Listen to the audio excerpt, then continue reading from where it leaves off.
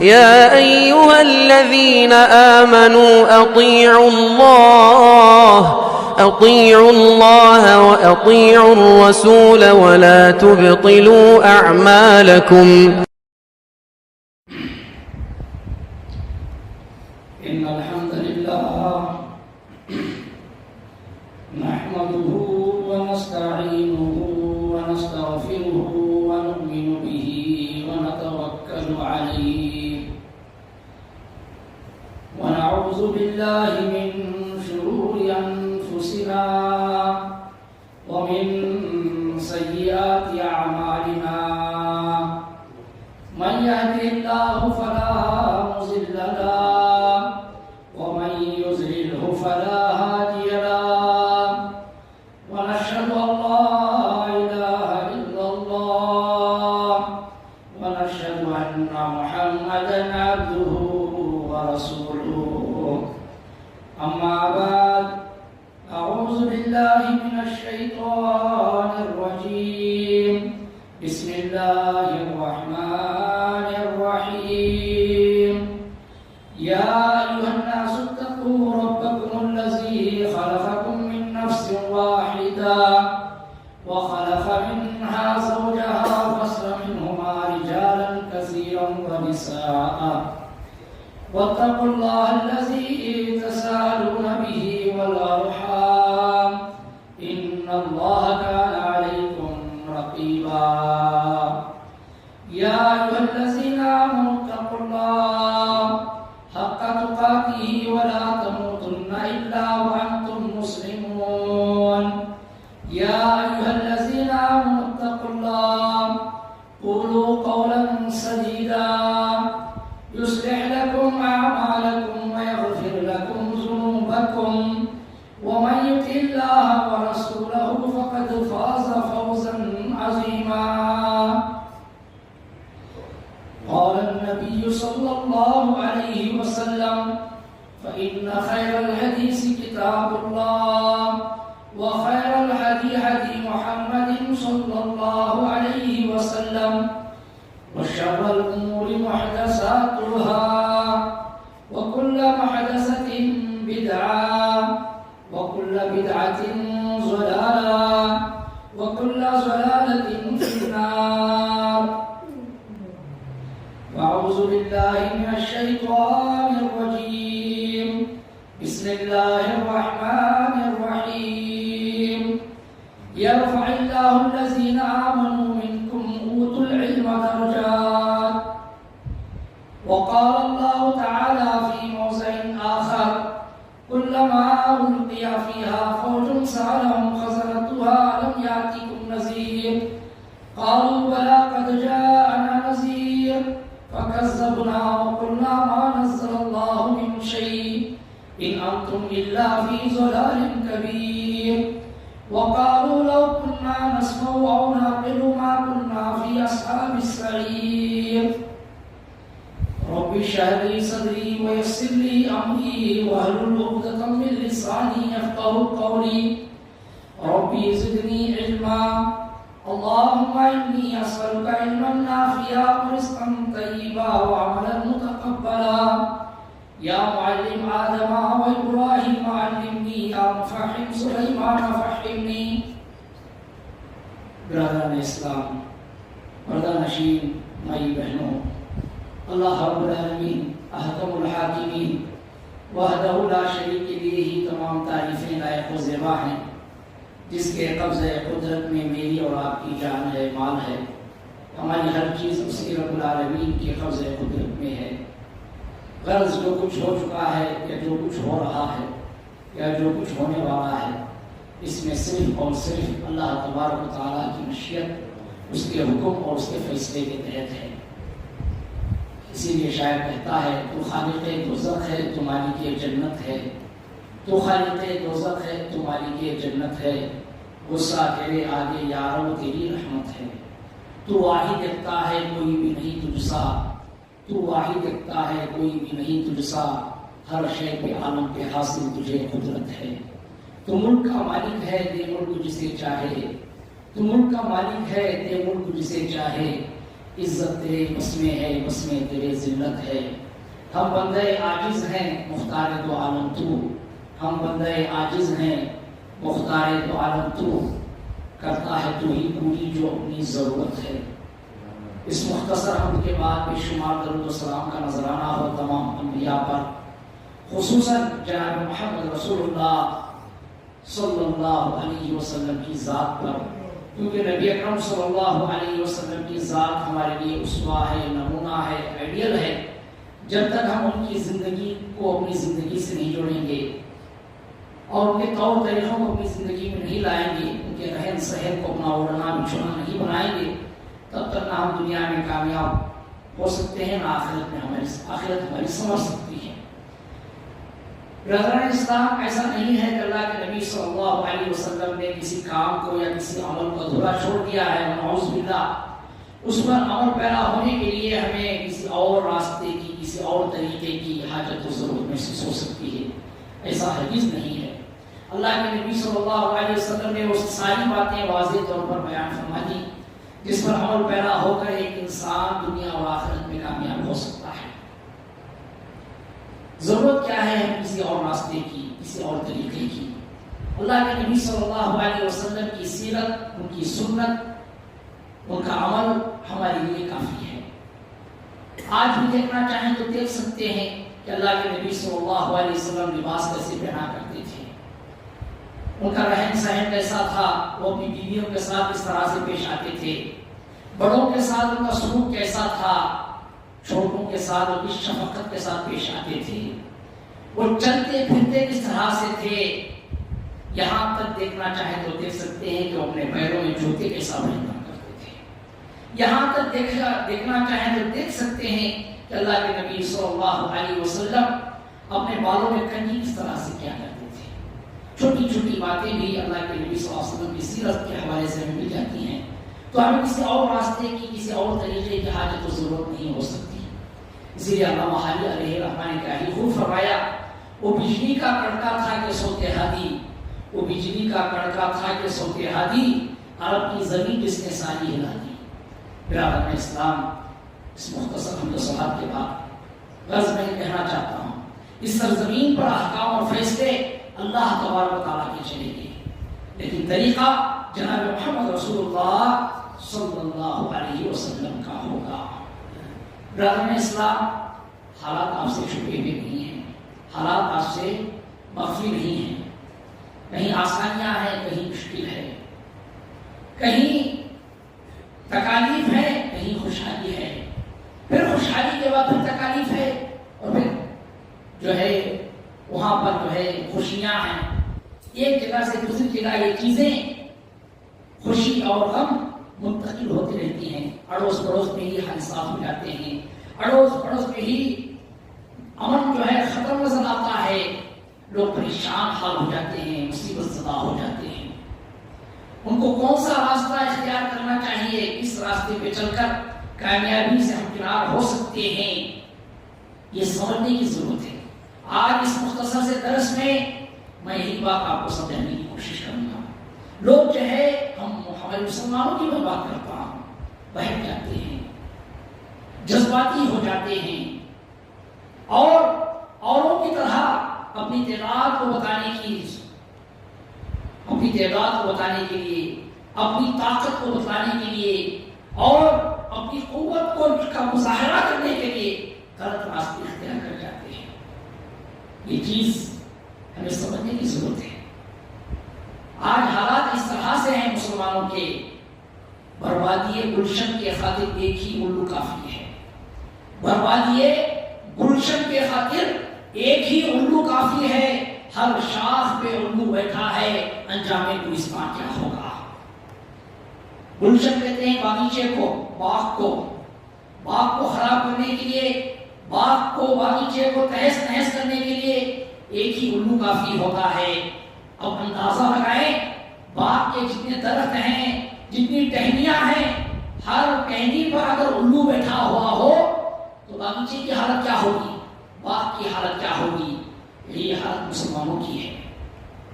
کون اچھا، کون دوست، اور دشمن یہ سمجھنا مشکل ہے۔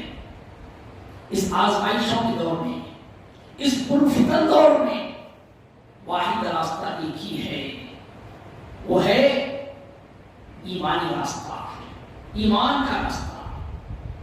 غلامی میں ناکام آتی ہیں شمشیریں نہ تدبیریں، غلامی میں ناکام آتی ہیں شمشیریں نہ تدبیریں، جو حوضوں کے یقین پیدا کر تو کٹ جاتی ہیں زنجیریں۔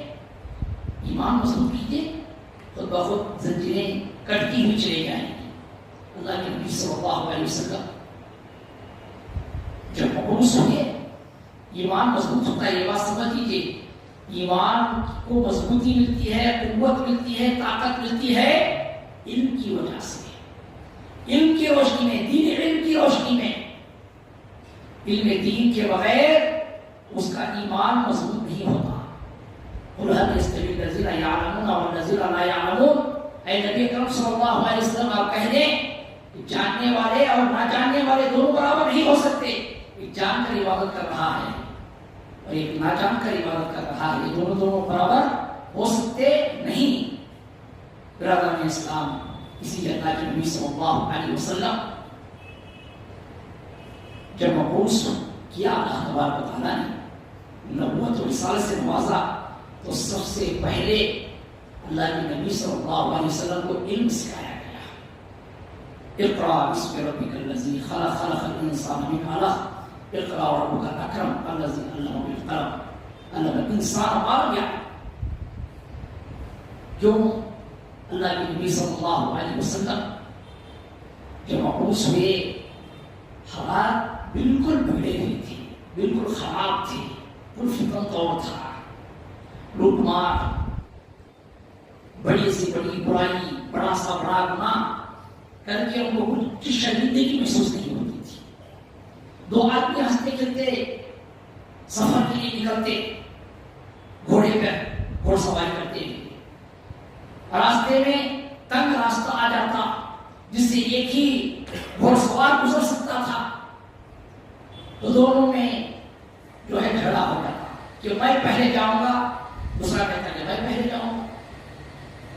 یہ جھگڑا جو ہے اتنا دور پکڑتا، وہ اپنے قبیلے والوں کو بلاتا، یہ اپنے قبیلے والوں کو بلاتا، پھر دونوں میں جنگ شروع ہو جاتی۔ سالوں سال تک یہ جنگ جاری رہتی، چھوٹے بستے میں، چھوٹے چھوٹے بستے میں۔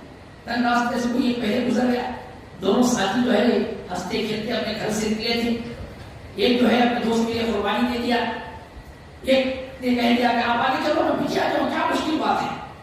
کچھ دیر وہ پہلے چلا گیا تھا، نہیں میں پہلے جاؤں گا۔ اسی میں جو ہے سالوں سال جھگڑے ہوتے، سالوں سال جو ہے چیزیں ہوتی، قبیلہ دشمن ہو جاتا۔ یہ حالت تھی اللہ کے نبی صلی اللہ علیہ وسلم کی بیس کے وقت۔ تو اللہ تبارک و تعالیٰ نے اپنے نبی صلی اللہ علیہ وسلم کو دیا کہ تم علم سیکھو، جہالت سے ان کو تم سدھار نہیں سکتے، جہالت سے ان کو راہ راست پر نہیں لا سکتے۔ اللہ کے نبی صلی اللہ علیہ وسلم کی علم کی بنیاد پر ہی ان کو جو ہے ان کی اصلاح کی اور ان کی رہنمائی کی، ان کو ایک ایسا معاشرہ دیا اور ان کو ایسا بنایا تاکہ قیامت تک لوگ ان کی اقتدا کرتے ہیں، ان کی اطاعت کرتے ہیں۔ انہی میں تو صحابہ کرام اجمعین پیدا ہوئے، اور صحابہ کرام کی نسل سے تابعین اور ان کی نسل سے تابعین، اس کے بعد سلف صالحین کا دور چلا، اور دیر تک یہ دور چلا، کم سے کم 400-500 سال، 4-5 صدیاں وہ اللہ کے نبی صلی اللہ علیہ وسلم کی تعلیم کا نتیجہ تھا، علم کا نتیجہ تھا۔ اور اللہ کے نبی صلی اللہ علیہ وسلم نے ایسے ان کی تربیت فرمائی، ایسے ان کو بنایا، اس طرح سے رہتے ہیں، اس طرح سے سلوک ہونا چاہیے اپنوں کے ساتھ، غیروں کے ساتھ۔ مغیرہ بن شعبہ رضی اللہ تعالیٰ عنہ کی اسلام کا واقعہ آپ سنیں گے۔ مغیرہ بن شعبہ رضی اللہ تعالیٰ عنہ اسلام قبول کرنے کے لیے آ رہے تھے، ساتھ میں ان کے 2 کفار ساتھی تھے۔ ان کی نیت ایسی ہوئی درمیان سفر میں مغیرہ بن شعبہ رضی اللہ تعالیٰ عنہ کی جا رہے ہیں، مجھے تو اسلام قبول کرنا ہے، یہ دو جو میرے ساتھ میں ہیں کافر، کیوں نہ میں اپنی ایمانی ثبوت یہیں سے دے دوں، ان کو دھوکے سے قتل کر دیا۔ کفار وہ دو جو کافر تھے ان کو قتل کر دیا اور ان کا پورا سارا مال لے کر اللہ کے نبی صلی اللہ علیہ وسلم کی خدمت میں پہنچے اور اللہ کے نبی صلی اللہ علیہ وسلم سے کہا میں ایمان لانا چاہتا ہوں، اسلام قبول کرنا چاہتا ہوں، اور میں نے اسی ارادے سے اپنے جو ساتھی تھے ان کا قتل کر دیا اور جو کچھ مال تھا وہ میں لے کر آیا ہوں آپ کی خدمت میں، آپ جو اس کو بیت المال جمع کرنے۔ اللہ کے نبی صلی اللہ علیہ وسلم نے فرمایا یہ دھوکے سے حاصل کیا ہوا مال ہے، ہم اس کو نہیں لے سکتے، آپ کا اسلام قبول کرنا جائز ہے، آپ اسلام قبول کر لے سکتے ہیں اور سارے پچھلے گناہ آپ کے معاف ہیں اسلام کی قبولیت کے بعد، لیکن یہ مال جو ہے ہم اس کو نہیں لے سکتے، تم نے اس کو لانا دیا، تمہارا لانا جو تمہارے پاس درست نہیں ہے، یہ تعلیم دی اللہ کے نبی صلی اللہ علیہ وسلم نے۔ اسی طریقے سے اللہ کے نبی صلی اللہ علیہ وسلم کے ساتھی عبداللہ بن مسعود رضی اللہ تعالیٰ عنہ تھے، ایک مرتبہ یہ پیروں کے درخت پر چڑھتے ہیں مسواک کرنے کے لیے، تیز ہواؤں کا دور ہوتا ہے،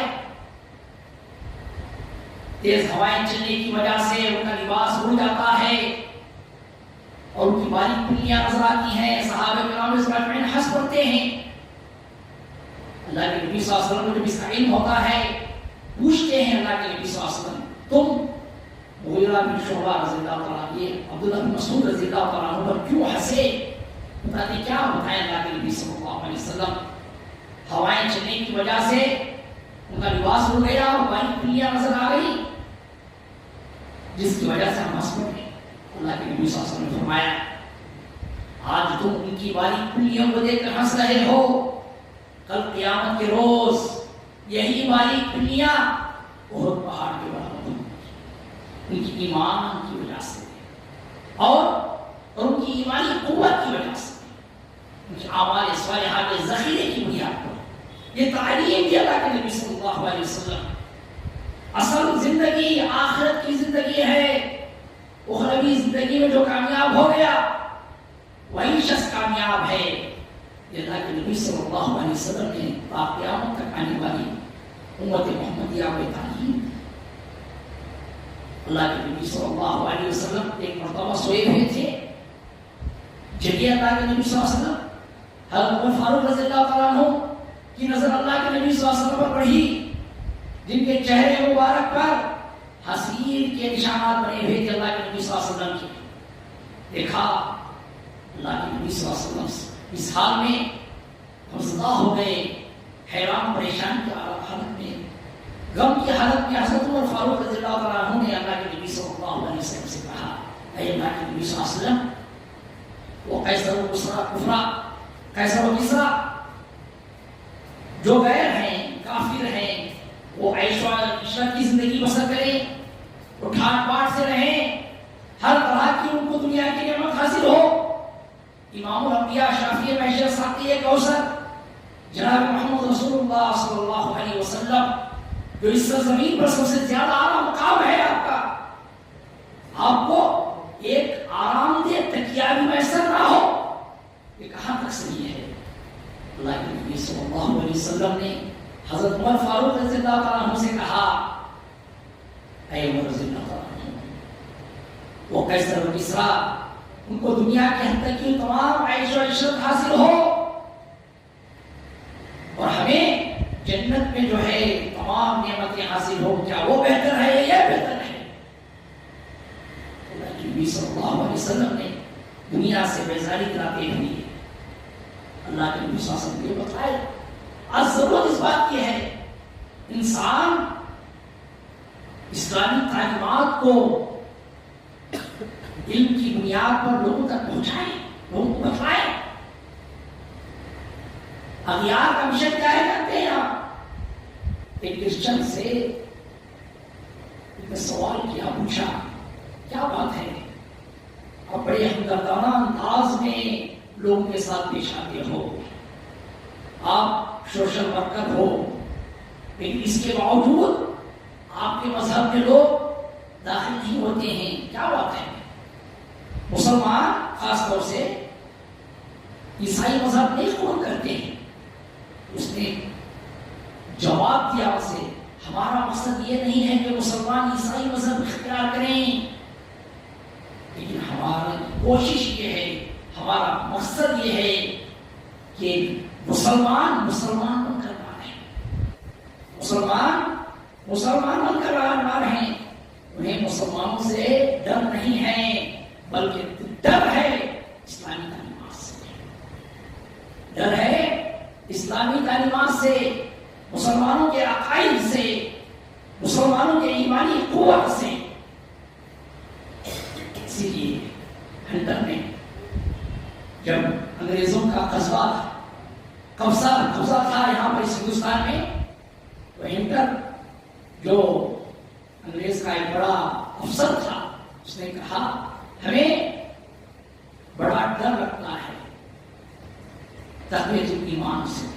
تقویۃ الایمان میں کیا ہے؟ جن و جدا کی باتیں نہیں ہیں، بلکہ عقائد کی باتیں ہیں، ایمان کی باتیں ہیں۔ اگر ان مسلمانوں میں ایمان آ جائے گا، عقائد مضبوط ہو جائیں گے، ہمیں ان سے لڑنا مشکل ہو جائے گا، مشکل ہی ناممکن معلوم ہوگا۔ اس لیے یہ اسلامی تعلیمات سے ڈرتے تھے۔ آج میں بتانا آپ کو چاہتا ہوں، اسلامی تعلیمات سیکھیں، اسلامی تعلیمات اپنائیں، تبھی جا کر ہم کامیاب و کامران ہو سکتے ہیں۔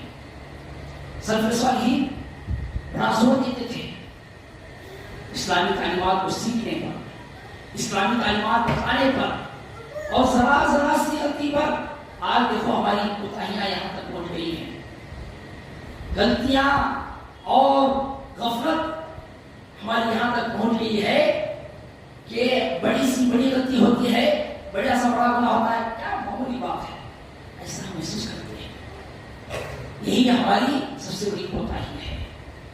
بچہ ہو، بڑا ہو، چھوٹی چھوٹی بات دیکھیں فوراً بتائیں۔ نماز آ رہے ہیں آپ، بولیں، کسی غفلت کی وجہ سے نہیں، اذان سنتے ہی وہ آ جاتے ہیں، ایسا سوچنا ہے کہ کچھ ان کو اظہار کریں اس بات کا کہ میں نماز کو جا رہا ہوں، آپ بھی آئیں، چاہے وہ کچھ بھی بولے، چاہے کچھ بھی سوچیں۔ بہت سارے لوگ بولتے ہیں ابھی بھی اذان سنائی دے رہی ہے، یا یہ ہم لوگ سوچتے ہیں کہ ہم اذان سن کر وقت طے کر جا رہے ہیں، ان کو معلوم نہیں ہوتا، کیا ان کو پتہ نہیں لگتا ہے وہ آ جائیں گے۔ اس طرح کا نہ سوچیں، ذرا سی بات پر جو ہے آپ جو ہے اس پر ان کو جو ہے تنبیہ کریں۔ یہ اسلامی تعلیمات ہے۔ میں ایک واقعہ بیان کر کے اپنی بات کو ختم کر دیتا ہوں۔ حضرت عمر بن عبدالعزیز علیہ الرحمہ، یہ اپنے دور کے بڑے خلیفہ گزرے ہیں، اور ان کو خلیفہ ثانی بھی کہا جاتا ہے، عمر بن عبدالعزیز کو، کیونکہ حضرت عمر رضی اللہ تعالیٰ عنہ کے بعد ان کی خلافت بڑی رنگ لائی، اس لیے ان کو خلیفہ ثانی بھی کہا جاتا ہے۔ حالانکہ یہ صحابی نہیں ہے، تابعی ہیں۔ ان کی تعلیم اور ان کی تربیت کیسے ہوئی آپ جانتے ہیں، اس واقعے سے آپ کو بخوبی معلوم ہو جائے گا۔ صالح بن کیسان علیہ الرحمہ نے ان کی تربیت کی، ان کی تعلیم کی، ان کو علم دلایا۔ ایک مرتبہ اب عمر بن عبدالعزیز علیہ الرحمہ نماز میں دیری کے ساتھ پہنچتے ہیں، نماز ان کی پوری طریقے سے نہیں چھوٹتی ہے بلکہ دیری سے پہنچتے ہیں، ایک رکعت یا دو رکعت چھوٹ جاتی ہے۔ صالح بن کیسان کی نظر ان پر پڑتی ہے، صالح بن کیسان غصے کے انداز میں انہیں بلاتے ہیں اور پوچھتے ہیں تمہاری نماز کیوں چھوٹی، تم نماز میں دیری کے ساتھ کیوں پہنچے؟ عمر بن عبدالعزیز جواب دیتے ہیں کہ میں اپنے بالوں میں کنگھی کر رہا تھا، اس لیے جو ہے میں نماز میں دیری کے ساتھ پہنچا۔ اچھا، اب تمہیں بالوں سے اتنی محبت ہونے لگ گئی ہے کہ تم نماز میں دیری کے ساتھ پہنچ رہے ہو، ڈانٹا ان کو، کسی بات پر اتفاق نہیں کیا، بلکہ ان کے والد محترم عبدالعزیز کو خط لکھ کر بھیجا باقاعدہ کہ آپ کے بیٹے نماز میں دیری کے ساتھ آتے ہیں، پوچھنے پر کہتے ہیں کہ میں بالوں کو سنوار رہا تھا، بالوں میں کنگھی کر رہا تھا، اس لیے نماز میں دیری سے پہنچا۔ دیکھیے اس وقت کے والدین کیسے ہوا کرتے تھے، اس وقت کے سربت حضرات سرپرست کیسے ہوا کرتے تھے، اور اساتذہ کیسے ہوا کرتے تھے۔ استاد نے یہ نہیں سوچا چھوٹی بات ہے، رکعت دو رکعت نماز چھوٹی ہے، کیا اس بات کی اطلاع دے کر بھیجو۔ اور اس وقت ایک جگہ سے دوسری جگہ بات پہنچانا کوئی آسان بات نہیں تھی۔ خطوط کا دور تو بہتر ہے سمجھیے، بس کہ اس سے بھی زیادہ مشکل دے بات باقاعدہ ایک انسان کو گھوڑ سواری کے ذریعے یا اونٹ کے ذریعے روانہ کرنا پڑتا تھا خط دے کر، اس کے بعد ایک جگہ سے دوسری جگہ بات پہنچتی۔ آج جو ہے سیکنڈوں میں ایک دوسرے سے بات ہو جاتی ہے موبائل فون کے ذریعے۔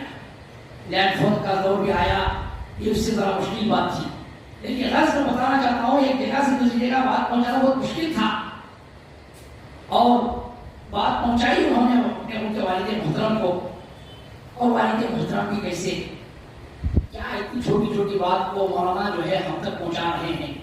آج ہوتا ہے ایسا، کوئی شکایت استاذ یا عالم یا ٹیچر ان کے والد سے کرتا ہے تو کہتے ہیں ایسی چھوٹی چھوٹی باتیں تمہیں وہیں پر برابر کر لینا والد صاحب، یہاں تک نہیں بولنا ہمیں، اس طرح سے کہتے ہیں۔ لیکن اس وقت ان کے والد محترم نے ایک غلام کو باقاعدہ روانہ کیا اور اس سے کہا کہ پہلے جاؤ میرے بیٹے کے سر کے بعد پوری طریقے سے موڑ دینا، اس کے بعد والد محترم سے ان کے استاد محترم سے معذرت کہہ کر معافی چاہ کر واپس آنا چاہیے، ایسی غلطی نہیں ہوگی، کیونکہ بال رہیں گے تو نہیں کرے گا، اس لیے اس کے بال کے سر کے بال پوری طریقے سے موڑ دینا، یہ کہہ کر عبدالعزیز نے بھیجا۔ اس میں بھی سبق موز باتیں چھوٹی چھوٹی باتوں پر کس طرح سے اصلاح کیا کرتے تھے، اور اس وقت اساتذہ اسے ہوا کرتے تھے، اس وقت کے سرپرست حضرات اسے ہوا کرتے تھے۔ آج ضرورت اس بات کی ہے کہ ہم اپنے بچوں کی تربیت بھی اسی طریقے سے کریں، ان کی اصلاح بھی اسی طریقے سے کریں، تب جا کر ایک صالح معاشرہ اور ایک بہتر معاشرہ ہوگا اور امان قائم ہوگا، مسلمانوں کو دنیا اور آخرت میں کامیابی حاصل ہوگی۔ یہ تمام باتیں اللہ کے نبی صلی اللہ علیہ وسلم کی سیرت کے حوالے سے، اللہ کے نبی صلی اللہ علیہ وسلم کی تعلیم کے حوالے سے یہ ہمیں ملتی ہیں۔ اس بات کا دھیان رکھتے ہوئے زیادہ سے زیادہ علم دین سیکھنے کی کوشش کریں، علم دین حاصل کرنے کی کوشش کریں، اور علم دین جب آئے گا تو ہماری عبادتوں میں نکھار آئے گا، اور حق کیا ہے، ناحق کیا ہے، صحیح کیا ہے، غلط کیا ہے، ہماری کامیابی کا راز کس میں مضمر ہے، یہ تمام باتیں واضح طور پر بیان ہو جائیں گی۔ آج لوگ جو ہے مسلمان طرح طرح کے راستے اختیار کرتے ہوئے اس میں کامیابی ہے، ایسا کریں گے تو ہماری بات بن جائے گی، اس طرح سے ہم بات کو منوائیں گے تو ٹھیک رہے گا، یہ طرح طرح کے جو ہے باتوں میں جو ہے الجھے ہوئے ہیں، صحیح راستہ میں نہیں مل پا رہا ہے۔ صحیح راستہ اگر آپ چاہتے ہیں تو یہ علم دین حاصل کریں، اللہ تبارک و تعالیٰ کے نبی جناب محمد رسول اللہ صلی اللہ علیہ وسلم کی تعلیمات کو سیکھیں، سمجھیں، اس کے بعد عمل پیدا ہو، تبھی جا کر کامیابی حاصل ہوگی۔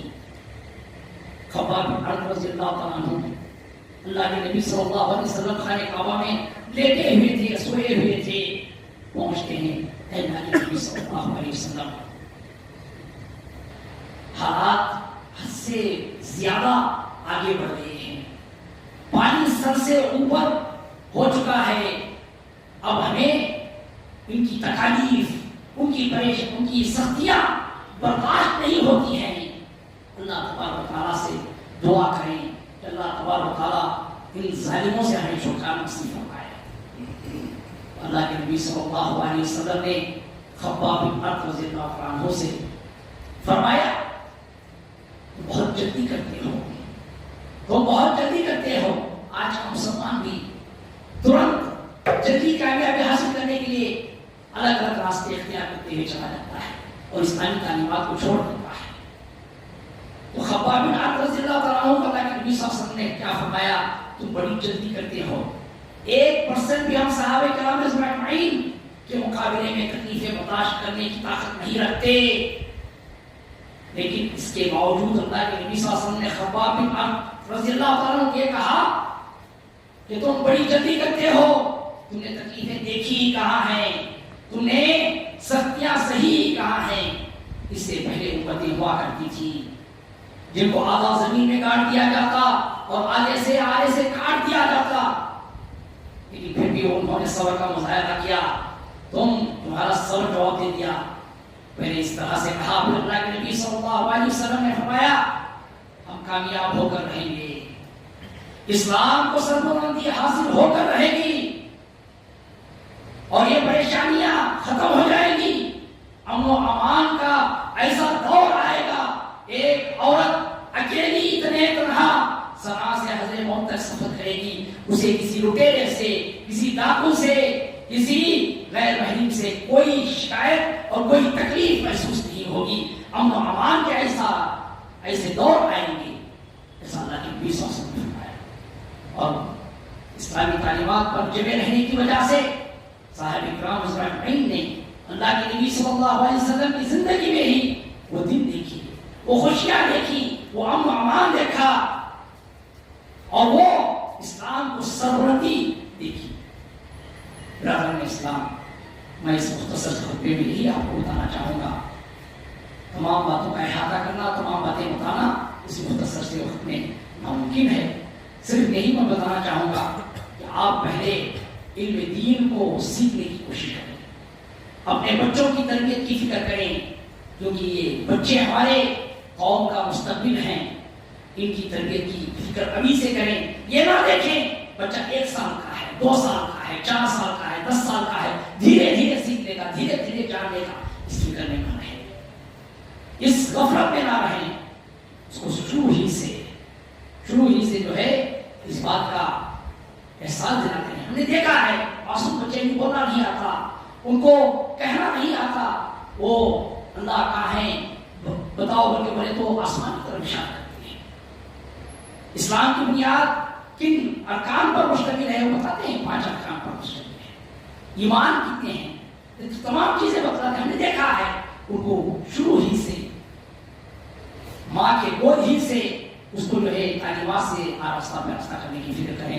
اللہ تبارک و تعالیٰ سے دعا ہے کہ اللہ تبارک و تعالیٰ ہمیں کہیں رسول سے زیادہ عمل کی توفیق عطا فرمائے۔